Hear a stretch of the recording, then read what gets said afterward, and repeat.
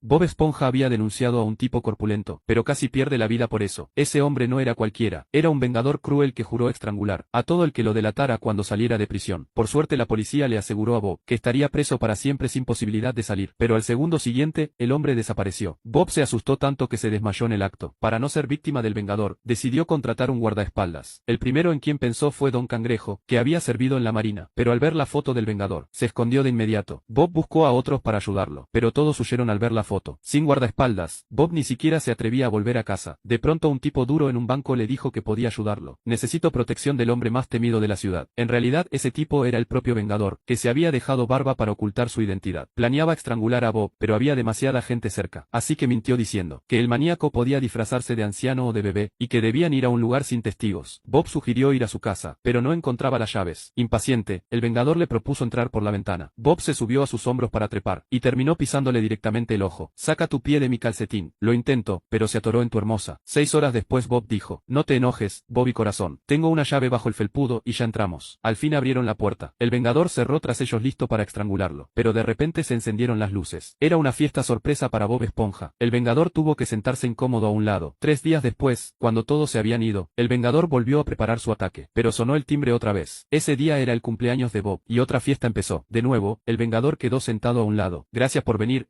hola otra vez. Cuando finalmente confirmó que no quedaba nadie más en la casa, se dispuso a estrangular a Bob. En ese momento apareció Patricio, convencido de que cualquiera podía ser un asesino. Tú, el estrangulador, vaya, y yo que confiaba en ti. El vengador perdió la paciencia, se arrancó la barba y gritó a Bob que él era el verdadero vengador, y que la barba la había recogido en la fiesta. Desquiciado, huyó de la piña casa, y corrió al aeropuerto para escapar de Fondo de Bikini, pero volvió a encontrarse con Bob en el avión. Saltó directo al cielo y abrió su paracaídas, pero el paracaídas era Bob disfrazado. El vengador lo cortó desesperado, y cayó directo en la prisión otra vez.